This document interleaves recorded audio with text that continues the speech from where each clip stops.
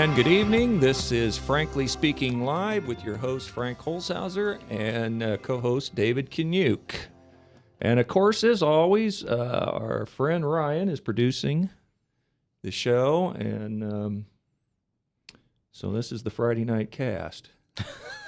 There you go. That's the cast of characters.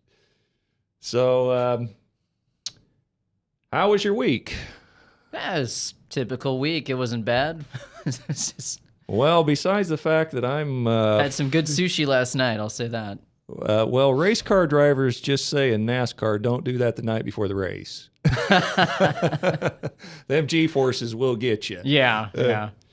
Well, besides the fact that I'm just slightly livid over the couple of stories this week, I always like to try to start off the show either talking about my friend Christ, my Savior Christ, or my enemy, Lucifer.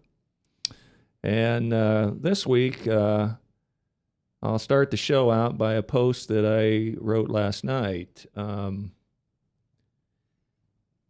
Ryan, could you pop that up on the screen? I was reading this text in Revelation 1:7, and this is from the King James Version. And I start out by saying, did you know that a certain group of wicked will die 3 times?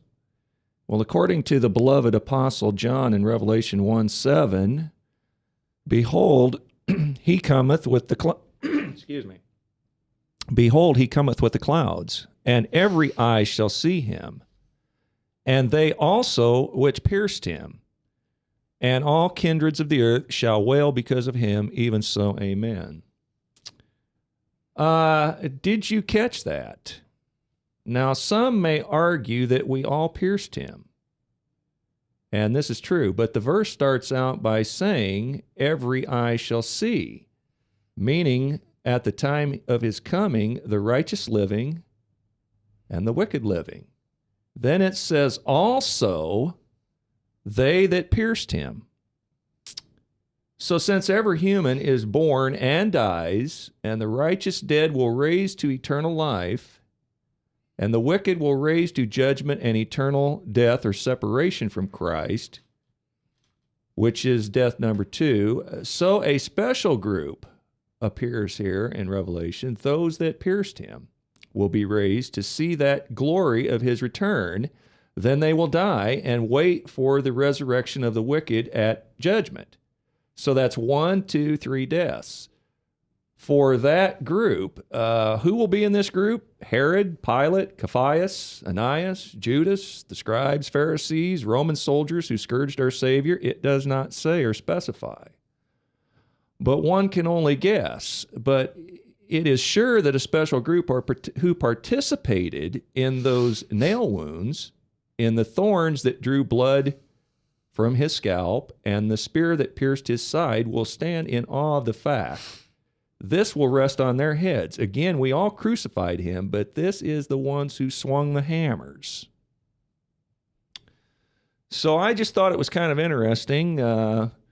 It's not necessarily something that I particularly wanted to debate or go on and on about, but it was just kind of strange that we all are born, we all die, unless, we happen to be alive at the time of Christ's coming. But if we die before his return, we'll be resurrected to eternal life, and those who died wicked will raise up to judgment at the end of time. But God's resurrecting this special group of people to witness his second coming. And I just thought that was kind of interesting that I wouldn't want to be standing in their shoes. Well, isn't it interesting that they're actually... I've seen articles where they're talking about how Google is actually working on cheating death. And and this is something that I've harped on. They're talking about the work of Ray Kurzweil, who is the leader of the transhumanist movement, kind of their high priest, their visionary, so to speak. And they are working on the life extension technologies for the purpose of cheating death, and I believe cheating judgment. And I think that's kind of the core philosophy behind these people and what they're setting up with this absolute technocratic control grid.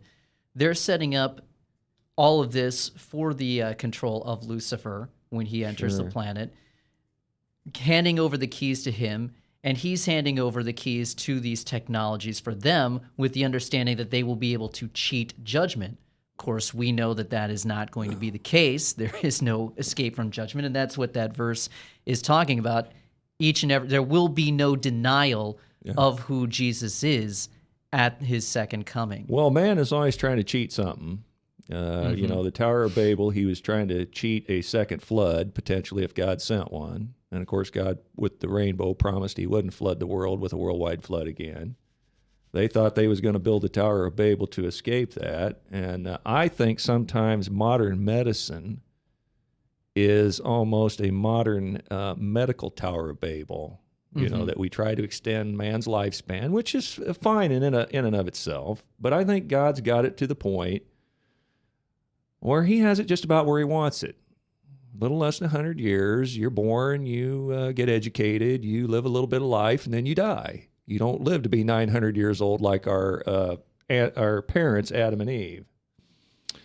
But I guess we're going to get right to it here, because this is the story that I posted on my Facebook that we would be talking about tonight, and this is what's got me frosted.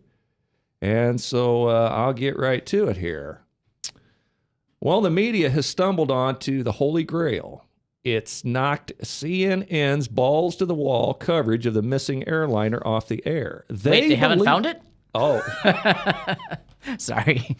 They believe they have captured a racist in his natural environment.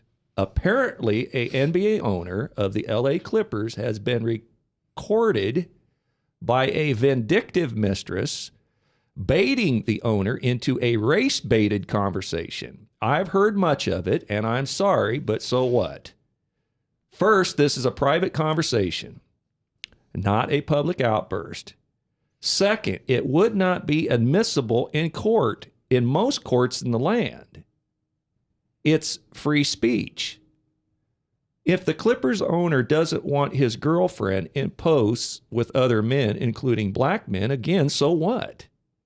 Even if he is a raging racist, he has the right to his views in private. How many of your conversations could hold up to scrutiny that you have in private? Most blacks have the same views about whites.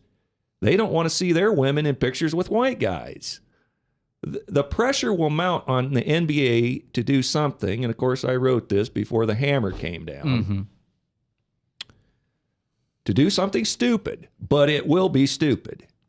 We got us a sacrificial lamb to slaughter on the altar of racism to keep race alive and well. I just don't care. This isn't a story to me. I'm freaking tired of the thought police. Get a frickin' life. And what the hell happened to the liberals' dribble that they may not agree with your speech, but they will fight to the death your right to say it? Now we aren't even going to give folk the right to a private phone call or a meeting. Gosh, I remember a guy who said he wanted to cut Obama's balls off after calling him the N-word. That was an open mic. No problem, though, Reverend Jackson. The media wasn't listening.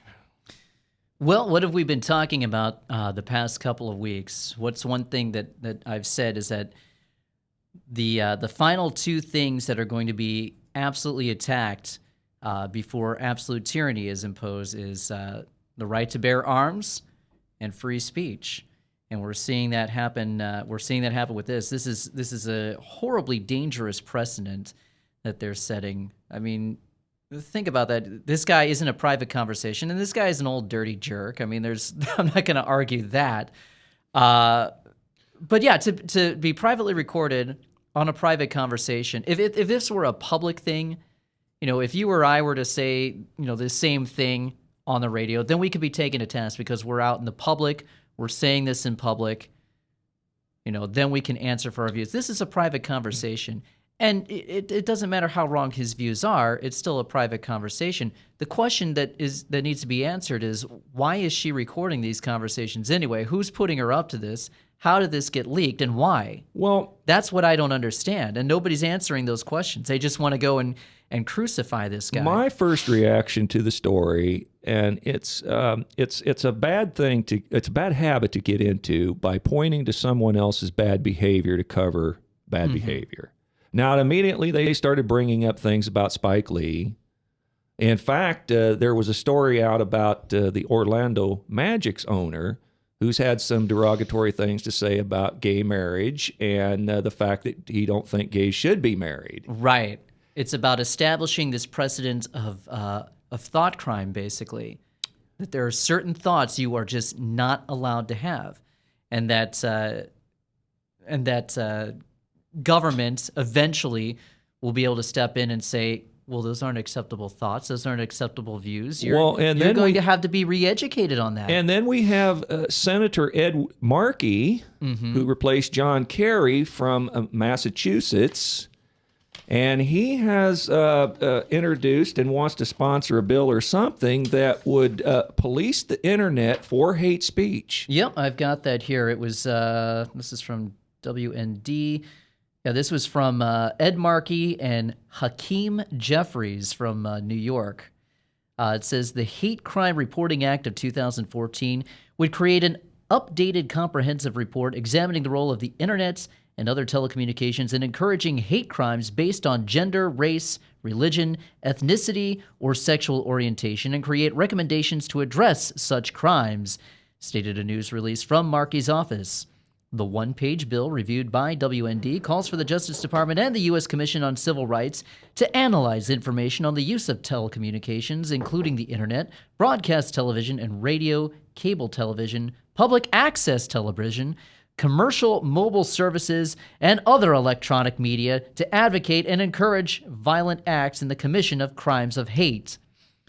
The bill does not define which actions by broadcasters would be considered to have encouraged violence, seemingly leaving that open to interpretation. So exactly who's going to be the panel that is determining what is acceptable and what is not? And who do you want sitting on that panel judging your speech? Exactly. I seem to remember the last big radio host that was going around advocating violence was old Hal Turner back about 8 years ago. And when Hal Turner was put on trial, it came out, old Hal Turner was actually an informant for the FBI. Yeah. Well, so the hate speech that they try to put out there is actually sponsored by government in order to try and provoke a reaction. Well, I was on a couple of local talk shows. Well, I shouldn't say couple. I was on a local talk show this week, and I was on a national talk show, Red Eye, at night. But I got a conversation with Simon Conway here early this week, and I pat Simon on the back. If he's this kind of great guy, that's fine. Well, no, some people were saying, well, he was baited into this conversation. Conway's defense was, well, you couldn't bait me into that conversation.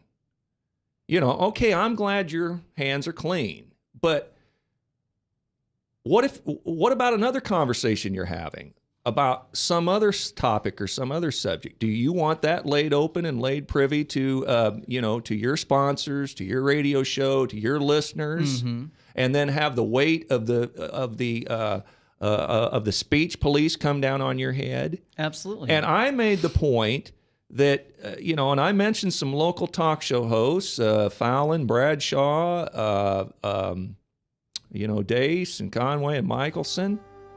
I would simply say these ought to be the first people who make their living using their speech that would want to not defend his comments, but defend the fact that he has a right to the expectation of a private conversation. These people should be up in arms, but they don't want to be thrown in the camp of someone who's considered to be a racist. So we're going to pick this conversation up when we return. This is Ben Frankly speaking live with your host, Frank Holzhauser, and co-host David Kaniuk, and we will return shortly. All across America, there are countless numbers of people struggling with addiction and other life-controlling issues. Probably someone you know and love. There is a way out. there is hope. Transformations Treatment Center in Delray Beach, Florida, has a unique approach to substance abuse treatment. Call now and ask about our Guaranteed Success program or log on to transformationstreatment.com. Transformations. Change your life, change your relationships, transform your world. Yes, now your favorite programs on Webcast One Live can all be watched and listened to on any Android or Apple device. Your phone, tablet, or iPad. Yes, your favorite shows on Webcast One Live are available live or on podcast wherever you go.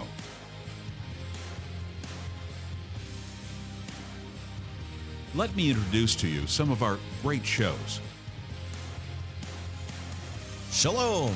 Every week on Understanding the World with Rabbi David Kaufman, we'll talk about issues in the Middle East, issues related to the Jewish tradition and religious traditions in general, and keep you up to date on exactly what's going on around the world. You may know some of the story, but you haven't heard all of the story until you've heard it on Understanding the World with Rabbi David Kaufman and our special guests we have on every week. Hey, this is Doc with Doc and Lefty. I want to tell you about our brand new time slot. It's from 6:30 to 7:30 p.m. It's on the same night, Tuesdays. We now follow Ed Fallon and the Fallon Forum on webcast1live.com. I want to tell you a little bit about our show. Our show is focused on local, state, and national, and sometimes international politics. We like to keep people updated and informed. We also have very interesting guests. So please join us every Tuesday from 6:30 to 7:30 p.m. on webcast1live.com. So when you want to watch your favorite Webcast One program, remember, there's an app for that.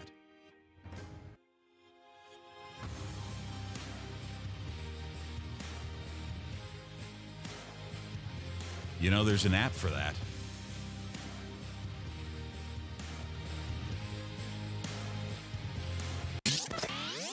From the RE/MAX Real Estate Concept Studios, this is Webcast One Live. Get away from us, you neat old credit card. We don't have any more money. We're in trouble now. Save us! Help! Somebody save us! Somebody help! Help! Save us!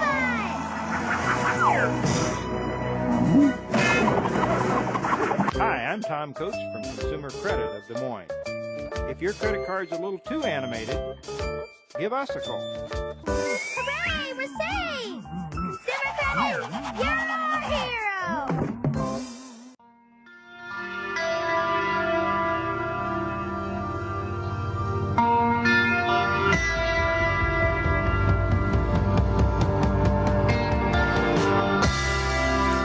And this is Frankly Speaking Live with your host, Frank Holzhauser, and co-host David Kanyuk. In my haste to start the show, I forgot to give the call numbers. And if you would like to join our show, you can call toll-free, 855-244-0077. And if you want to contact us locally with questions or comments, that's 244-0077. Well, back to the conversation, and before I forget, you were mentioning some fallout, and I would just say that last night on the scroll at the bottom of one of the news networks, I saw that the president of the L.A. chapter of the NAACP resigned. Really? Yeah. So there's some people that's got some egg on their faces, and there's some people, even some of African-American folk, who is starting to wonder why this guy was given these awards to start with. Well, he wheeled up a truck full of money. That's all it takes, really, to get some of these awards. Well, apparently the hypocrisy is just, knows no bounds here. I mean, when apparently the guy had a past of denying housing to certain individuals. Right. And this was well known, and he's been sued in the courts over it. He's a litigious, if that's the right word. No, that's the right word. He's a litigious type. And he had a couple of awards by the NAACP, and he was about to receive a third one or fourth one, and Al Sharpton, if I'm not mistaken, was supposed to give him the award, or was he just supposed to be there? I don't know. I haven't heard that, but that's, I'm sure old Reverend Al was just beside himself over on MSNBC the other day. But again, I just cannot beat on this point enough. I understand that the NBA, I understand this to the detriment of the league or the detriment of the sport. Following NASCAR over the years, when a car owner or a driver does something that looks bad upon the sport, they want to use this little small writing in their contract that don't bring no detriment on the sport. Well, I think it probably would have warranted an investigation to see if he's discriminating against players of color in the NBA. It probably would have. That would have been very warranted if he had made a public rant or outburst. Right. And that's at the max. But yeah, like you said, this is a private thing. Now, I think the private, the market would have taken care of this on its own. Oh, sure. If I were a player on the Clippers, I would say I'm not going to play until this guy resigns. And I think that would be absolutely just. And if I were a player on an opposing team, I'd probably say, you know what? I'm not going to play when we're playing the Clippers, and that would be fine. What spoke louder volumes was the fans' ticket sales. Exactly. And I think the ticket sales would have plummeted. The open market would have taken care of this, and then the guy would have been forced to do it on his own, unless he's just a completely stubborn cuss. But stubborn cusses usually are stubborn up to a point, and then when they see how much money they're actually losing, they'll go ahead and capitulate there. There's so many angles to this story, and again, I don't want to point. Here's one. Snoop Dogg, he had a profanity-laced diatribe. I don't know if anybody's been able to catch that. Well, when it's Snoop Dogg, it's poetry. Well, this is true. Twizzle finizzle. But does it dawn on old Snoop that it's free speech that allows him to make that diatribe?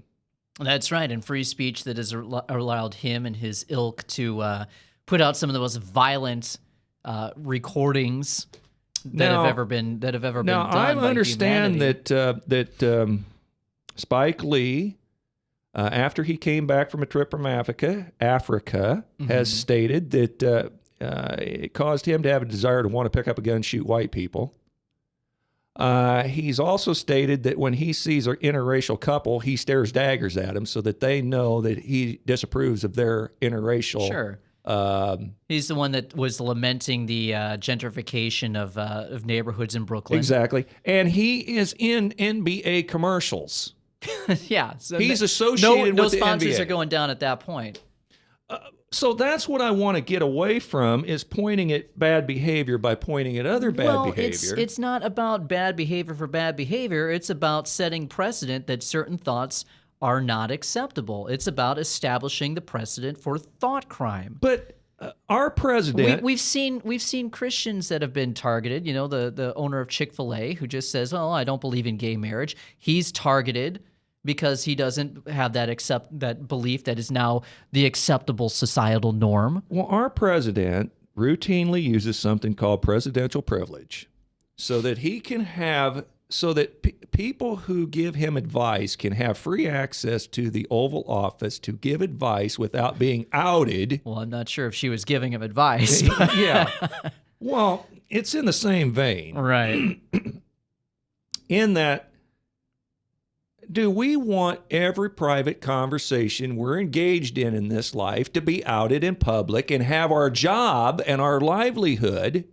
Well, that's just it. We've been acclimated to this idea that every private conversation is being monitored by the NSA. Well, we know they are, but should they be disclosed and then have our job hinge on how the public...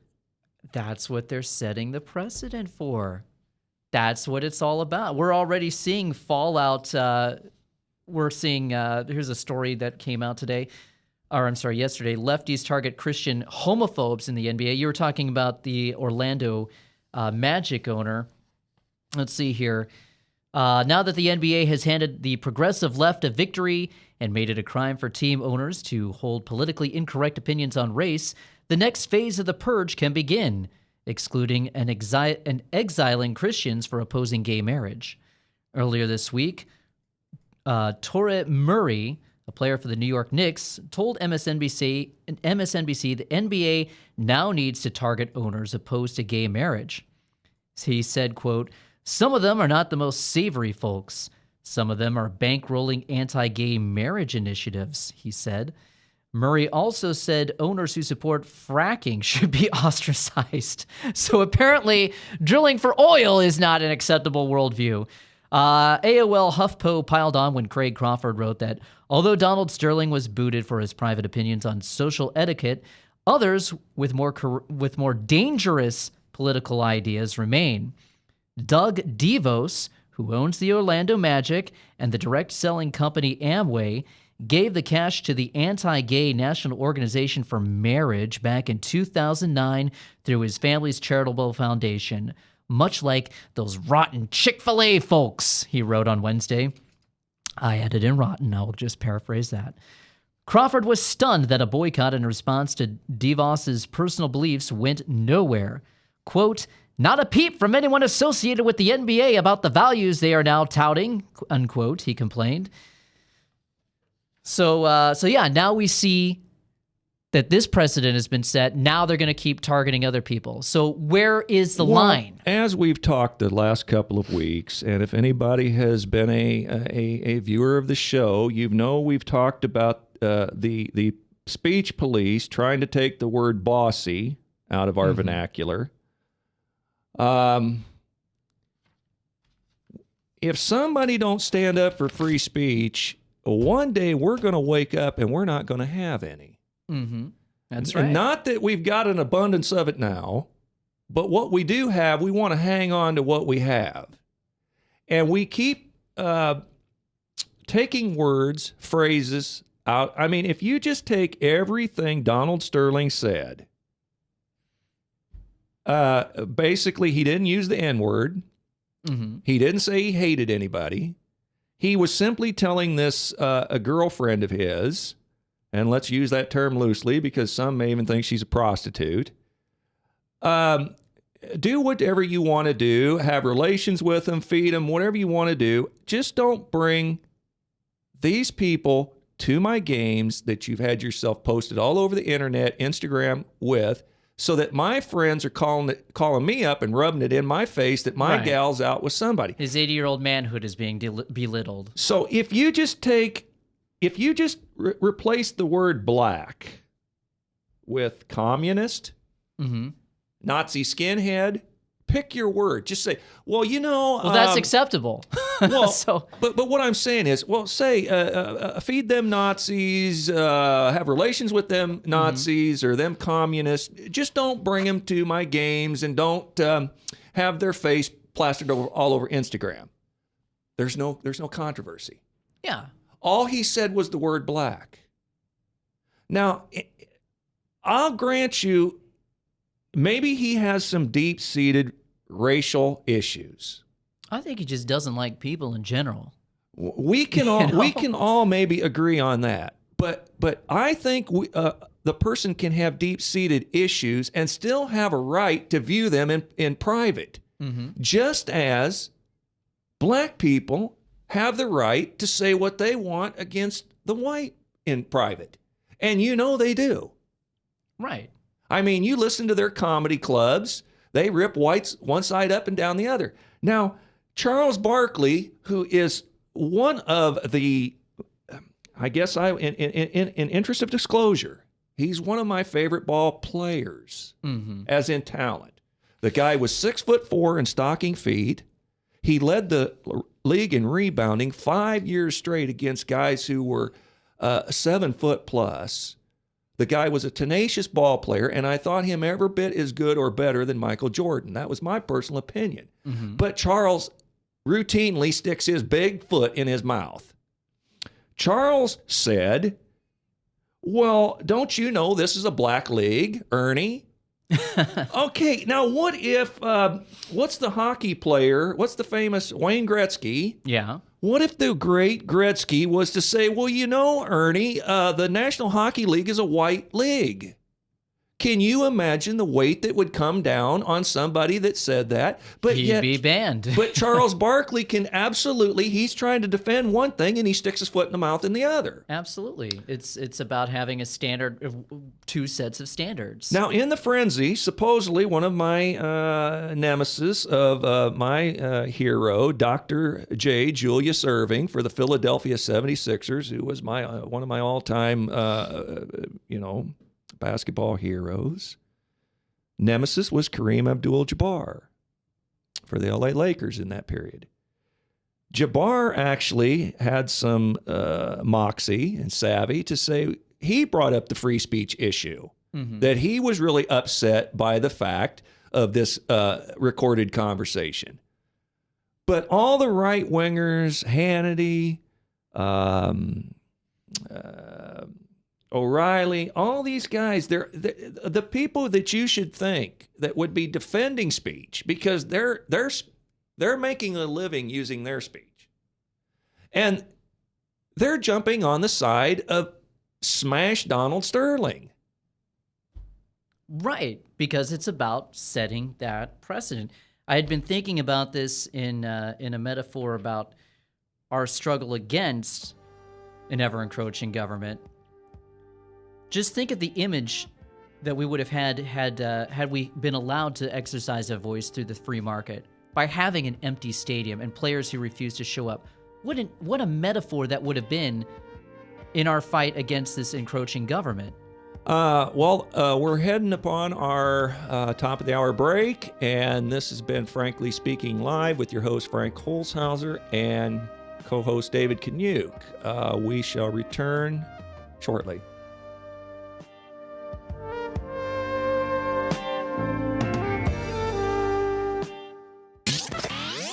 From the RE/MAX Real Estate Concept Studios, this is Webcast One Live. I'm Brian Leach, owner and general manager of Service Legends. I brought along a couple of the home comfort heroes. Hi, I'm Tammy Wells. I am Nick Wondershad. I'm administrative manager. I'm the senior technician from Service Legends. It seems like every good thing, when you feel it to the bone that it's good, there's a lot of hard work put behind it. I don't think that you can fake it and have it turn out good. You know, if we seemed like, okay, that's just weird, it's just a furnace, why would you believe so deeply in a furnace? It's not just that, you know, we want to show the world that you can have good service. Yeah, I mean, it's your home. You know, it's built into our daily trainings, it's built into our culture, that we're gonna do whatever it takes to have each client say they love us, period. That's why we spend all the hours in the training that we do. And if we guarantee it's gonna be a good experience for you, or else it's free, what type of work do you think we're gonna do? There is a guarantee. Temperature selection guarantee, fixed right or it's free guarantee, comfort guarantee, best value guarantee. All of these guarantees hold us accountable to ensuring that we exceed your expectations. And if for whatever reason we'd fail and we can't make it right, we guarantee all of those guarantees with a 100% money back guarantee. I mean, if you don't think that your technician can fix it right, are you gonna say that to a client? No.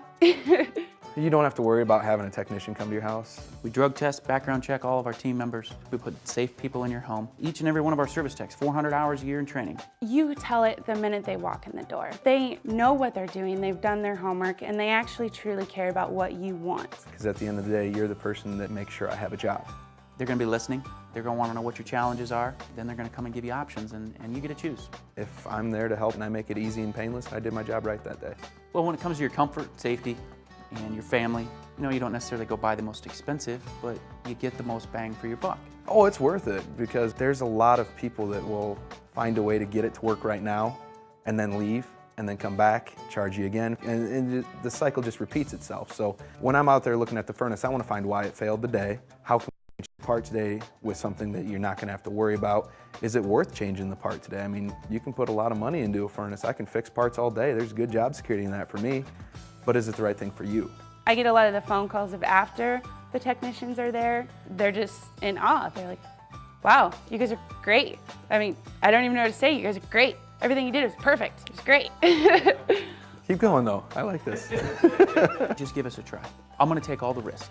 I've got the time to make this right. I've got the support to make it right. Just check us out. And if you don't see the value in what we do, I mean, fixed right or it's free or 100% money back. Enough said.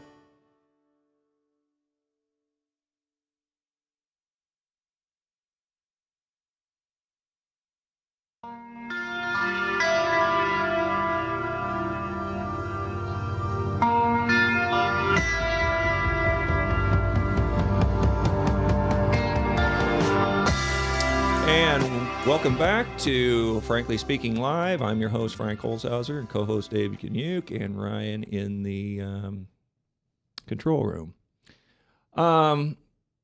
Well, without trying to turn this into the whole show, which is entirely possible, because I'm just this story is just, it's got me riled up this week. I'm fit to be tied on this story. But we need to kind of wrap it up and move on to a couple of other stories. But you did have one interesting. Well, I guess the wrap up would be, I just feel bad that the free market has not been allowed to decide this guy's fate himself. And that's not saying that I'm for mob rule, but like I was saying earlier, thinking about it in terms of a metaphor for what we're facing with things like the NSA, just our ability as human beings to stand up and fight for something that we believe in. The NBA has come in and acted as the role of Big Brother almost. Judge, jury, and executioner. Exactly. Saying, you know what, you guys, you can't handle this on your own. We're going to do it for you. And see how we've made everything better? Just shh. It's okay. Go back to sleep. We need those instances where we are riled up enough to rise up and protest something. Think about all those kids who protested the Vietnam War, as opposed to the 5 people who protested the Iraq War.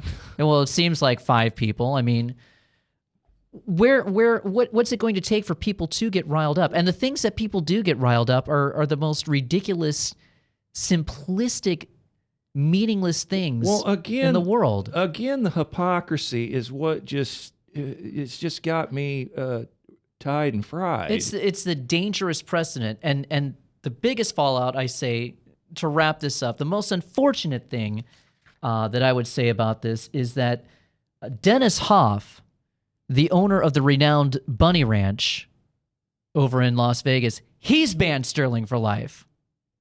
Okay. I'm saying from that the as Bunny Ranch. Yeah. Well, what was the story about somebody being fired? A company fired an employee for tweeting that bigot Sterling had right to private opinion. This was from Truth Revolt. According to a tweet from their official Twitter account, Turtle Rock Studios, the company behind the hit video game Left 4 Dead and the upcoming Evolve, does not believe in the basic principle of freedom of speech. The tweet came as justification for the move by the company to fire their community manager, Josh Olin, over his tweet from Wednesday pointing out that disgraced racist Donald Sterling does in fact have the right to free speech. Josh Olin tweeted, "Here's an unpopular opinion. Donald Sterling has the right as an American to be an old bigot in the security of his own home. He's a victim." Absolutely right. Yeah, okay. Turtle Rock Studios replied by firing him, and then they tweeted, "The comments made by our former community managers stand in stark contrast to our values as a game development studio." Well, here's what irritates me. The hypocrisy of the whole thing, because as long as he had wheelbarrows of cash rolling in, they were overlooking the fact that he was discriminating in his housing practices. And at the same time, they're simultaneously giving him awards. Right. Now that they've identified him as a racist and they're going to lay him out and dissect him on the altar of racism, now we get the coffers at Rainbow Coalitions and all the organizations that Sharpton and Jackson run. The funds are rolling in because to keep racism alive. Right. This is a godsend for them. This story never ends. Right. And that kind of makes you wonder, why did she record it? What motivated her? What's going on there? There's more to this story. Well, again, we want to wrap this story up, but I have heard some things that Magic Johnson has been in the running for a long time of wanting to purchase this team, him and some other investors. And, of course, the Los Angeles Lakers, which he played for, is not for sale. And this is some opportunity to purchase an NBA team. And you can, at the same time, make a bid to purchase it and drive the price of the team down all in one shot. So they think that there's some collusion going on between this gal and Magic Johnson, because if she knows Magic and she knows that he has had this desire to buy the team.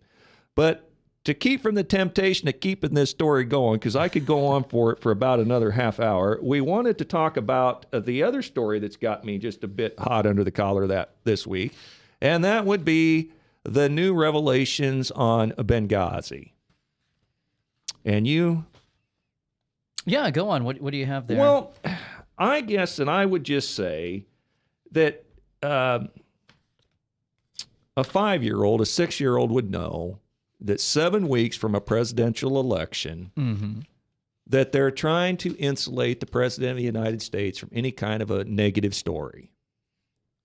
And the email that the supposed smoking gun email that has come out is that the emphasis that they wanted Susan Rice to go on 5 talk shows. Now, somebody on one of the talking panels this week said that in any administration that they can remember, Bush's, Clinton's, whoever, they can never remember somebody going out and appearing on 5 talk shows. They was wanting to spin this story. Right. To insulate the president. Now, I don't understand. The guy's been elected. There's no serious attempts to impeach him. Why can't we just say once in a while, hey, we stepped into that one. That was, we really made a mistake on that, and just come clean on it and say, hey, we was trying to protect the president, because everybody knows that. Well, there's a lot more to that Benghazi story. It wasn't, obviously, we know now that it was not we've known from the beginning that it was not some protest because of some dinky video that was made by a CIA asset. The bottom line on that Benghazi story is that was a clearinghouse for weapons that were going to Al-Qaeda in Syria that we were funding. And that's what they did not want getting out prior to the election, that we're openly funding Al-Qaeda. Okay. And that's an absolute fact. And that's what this entire thing was about, was covering their tracks, because Chris Stevens got cold feet and said, whoa, I'm not going to fund these people. I'm not going to help you do this anymore. So they said, okay. They took him out. That's what this was about. This was a hit. This was a hit on Chris Stevens. Now, there are some generals that are going around that have said that the plan was to hire these people to kidnap them, and then that was going to be like an October surprise. Mm-hmm. And I can't remember the name of the general that said that. I'll have to look that up maybe during the break. But the plan was to kidnap Chris Stevens as an October surprise, and then we'd get him released, and that would be this big heroic moment for Obama. But it turned wrong, because those darn Navy SEALs came in and did their job, and then the mob got ticked. They thought Obama had double-crossed them, so they went in and killed and then raped Chris Stevens and killed him. I don't know if that's the case, but what we do know is that it was a clearinghouse for weapons that were going in for Al-Qaeda in Syria. Chris Stevens was not compliant with that. Obviously, we know that there's more to the story than's being told, but and the military was told to stand down for 8 hours. Who made that call? Exactly. But above and beyond that, they kept selling this story of a movie trailer weeks and weeks and weeks. And I contend to this day they're still trying to. I mean, Susan Rice, I vividly remember her the morning of the talk show she was on, I believe, Fox. She come on and she immediately said, there's no excuse for this. Mm-hmm. Let me state categorically right off the bat, there's no excuse. But then continued to offer an excuse of the movie trailer. This is treason, man. And according to Sean Smith's mother, Leon Panetta, Hillary Clinton, and Barack Obama stood within 2 inches of her face and said, we think that this is a movie trailer, and if we find out anything different and we know anything different, we will let you know. She says, I still have not received a phone call from any of the three. No, of course not. Of course not. They don't care. And now, then Carney says that, so this is all coming from an email that was instructing Susan Rice. Ben Rhodes. Right. And Carney says that these Benghazi emails, well, we're not talking about Benghazi in the Benghazi emails. And any link to it is just a conspiracy theory. White House Press Secretary Jay Carney is not having success convincing the White House press pool and even the press pool, the most complacent group of people, Sorry, sad sacks. so-called reporters that I've ever seen, that the recent smoking gun email about Benghazi released by Judicial Watch on Tuesday had nothing to do with Benghazi. While answering the questions of Fox News' Ed Henry during his Thursday press briefing, Carney made his latest attempt to convince Americans that it's time to move on and that there is nothing new in the Rhodes email, opining this is a conspiracy theory in search of a conspiracy. This is Jay Carney, the same guy who has communist propaganda as decoration in his kitchen. Henry said, he questioned him, if the email was not about Benghazi, why did the White House turn it over to a conservative group seeking information about Benghazi? Carney, you would have to ask the State Department about how they respond to FOIA requests. I would, again, point you to the fact that, all you have to do is read it, Ed, right? Top line points, goals, that kind of stuff. The only mention of Benghazi in the email is a question about what's your response to a story about the independent newspaper in the UK that we had intelligence 48 hours in advance of the attack that was ignored. Yada, yada, yada. Henry, it's not about Benghazi. Why turn it over in a Benghazi suit? It seems you would, and then Carney replies, you would have to ask the State Department, blah, blah, blah. He says, this is a conspiracy theory in search of a conspiracy. Well, I'm going to try to be politically correct here and say that Jay Carney is a derriere puppet. And he's the mouth of Sauron, in Lord of the Rings. And you can fill in your word for derriere. But the email clearly was trying to show they was pushing a narrative that this was a spontaneous outbreak of violence that happened from a movie trailer. And Hillary Clinton told Sean Smith's mother, we're going to get the dastardly character that directed that movie. Okay. But in that same email, it mentioned that they wanted to push this narrative because they didn't want for there to be a narrative of a broader failure of policy. Right. Plus, they also wanted to cover the fact that they were shipping arms into Syria to use against Assad. Well, again... That's what it boils down to. Yeah. Well, again, there's just so much to talk about, so little time to talk about it. But we're coming upon our final break, and this has been Frankly Speaking Live with your host, Frank Holzhauser, and co-host David Kaniuk. And we shall be back soon. From the RE/MAX Real Estate Concept Studios, this is Webcast One Live. Hey, psst. Let me let you in on a little secret. You ready? Always try to do business with people, not places. Especially if you seek honest Christian business people. And when it comes to my car, I really need to trust who's working on it. Now, my family is so blessed. A few years ago, we found a family-owned automobile repair shop that operates as a Christian business also. Open, honest, reliable, trustworthy. It's AMCO on Hickman Road in front of Kmart, and it's a family-owned Christian operating business. This family treats your car as if it was their car. Everything from oil changes to transmission repair and everything in between.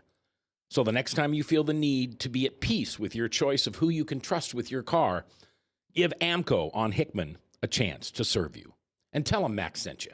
All across America, there are countless numbers of people struggling with addiction and other life-controlling issues. Probably someone you know and love. There is a way out. There is hope. Transformations Treatment Center in Delray Beach, Florida, has a unique approach to substance abuse treatment. Call now and ask about our Guaranteed Success program or log on to transformationstreatment.com. Transformations. Change your life. Change your relationships. Transform your world.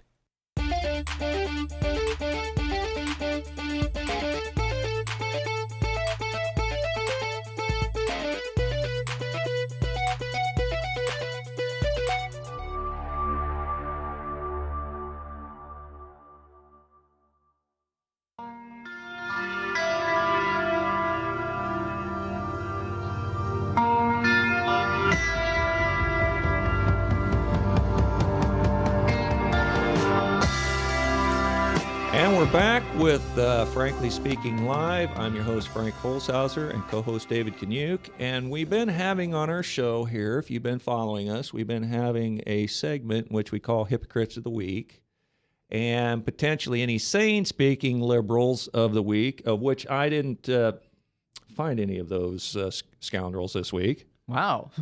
But my hypocrite is, it's not really a particular hypocrite, but I'll have to read it to you. And knowing what you know about me and my show called Frankly Speaking, generally I'm pretty frank and I let it fly. Sometimes to the chagrin of some, but hypocrites. Golly gee whiz, we had a botched execution this week by lethal injection. Well, actually, when I posted it, it was last night in Oklahoma. And wouldn't you know it, there is a media frenzy to stop the death penalty due to, quote, cruel and unusual punishment. No mention of the cruelty to the victim, beaten, raped, and buried alive, but does it dawn on these fools that botched abortions happen all too frequent in this country, and even good old President Obama voted when he was in either the state Senate or federal Senate for these botched murder attempts could not receive medical aid or comfort. I'll tell you what, when you stop killing the unborn, maybe we can have a debate to end the death penalty. But then take your bleeding heart liberalism and put it in your ear. I just don't care that much that the murderer suffered just a little bit. But as not to come off, it bothered me, the fact that I want to celebrate every life and mourn every death. I don't find no joy in the torture of even a criminal. Mm-hmm. But it's the hypocrisy of the abortion that they can't. The same ones that support abortion is just out to stop the death penalty. So I had a couple people posted on my post, and I just didn't want to be misunderstood that, humans make mistakes. Baseball players have gotten beaned and died. We still play baseball. People have died during laying the infrastructure, and we still drive cars. We make mistakes. We're not going to be perfect, but here's a little bit to the story that maybe everybody don't know. And it's that I wasn't celebrating the guy's pain and death. I was poking with a sharp stick the hypocrisy of the abortion/murder, condemning one and condoning the other. And the truth of the matter is the cocktail had to be changed because Europe suppliers, many of them whom are opponents of the death penalty, stopped the supply of the sedative, leaving Oklahoma scrambling to find another cocktail recipe. So it's really kind of their fault. The man died the death he suffered. I just so object to the heartless abortions we endure in this nation, and no one gets to speak on behalf of their suffering. Now, everybody's in a frenzy to speak about the suffering of this individual of the botched execution. Mm-hmm. Who spoke for his victim? Who spoke? Absolutely. Who speaks for these victims of abortions? 330. Democrats got it legal, safe, and rare. They got the legal. They got the legal part down. They got the safe part down, but it's anything but rare. 60 million is the total. I Well, believe 330,000 was the record last year. 330,000 plus was the record number. So they've got it everything but safe. And like we talked about last week, ethicists now are saying that, well, we should be able to kill kids after they're born. So they're not a human until they're like 3. So is what they're my arguing. hypocrites in the story is not particularly a person, but a group of people who support abortion that are out there clamoring to stop the death penalty. And they can't see the difference between the innocent and the guilty, it seems like. Well, I got a couple of hypocrites. I wanted to hit on Utah lawmaker Representative Chris Stewart of Utah moves to Oh no, wait, that's not it. I apologize. Well, I'll look for the other one. I'll hit on Sarah Palin, who said that she would like all terrorists to know that if she were in charge, waterboarding is how the United States would baptize them. At least that's what the former Alaskan governor and ex-vice presidential nominee told thousands of attendees this weekend at the National Rifle Association's annual convention in Indianapolis. If I were in charge, Palin said Saturday during a stand and fight rally at Lucas Oil Stadium, our enemies would know that waterboarding is how we'd baptize terrorists. Well, here's the thing, Sarah. These people have not been convicted. Many of them have not been charged. They've just been snatched out of their homelands and tortured to try and get any little piece of information. And most of the information that we got has been proven to be absolutely inaccurate. And most of these people are sitting around rotting in black sites all over Europe or in Guantanamo Bay, having done absolutely nothing wrong. We would give our agents money, send them out to the field. They would offer tribal warlords sums of money in order to point them towards Al-Qaeda. And these guys are like, well, heck, old Ahmed over here, he's with Al-Qaeda, some 15-year-old sheep herder. So we would snatch him and waterboard him for 10 years. It's things like this, Sarah Palin. It's reasons like this. That's why America is not able to lead as a moral authority any longer. When we accept torture, we're no better than the North Vietnamese. We're no better than the Japanese who tortured prisoners during World War II. We're no better than the communist Chinese or every other stinking totalitarian scumbag regime that's come before us.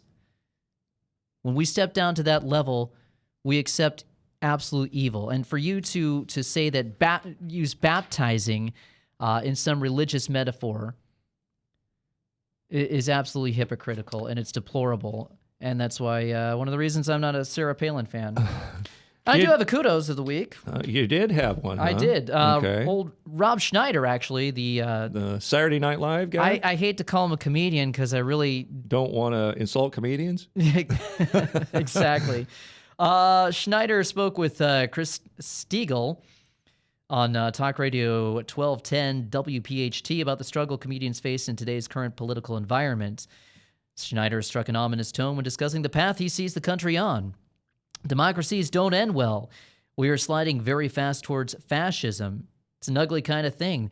There's this kind of mob mentality that we have to be careful of, he said. He believes comedians are pressured towards one side of the political spectrum. There's a polarization that's happening. I hate that sentence. I do think you can look at government and go, wow, it is out of control now. And if you do criticize or tend to be not directly along a liberal stand, you can get murdered, Schneider commented. Schneider was very critical of the president's handling of the economy, and he feels certain policies are impacting businesses. There's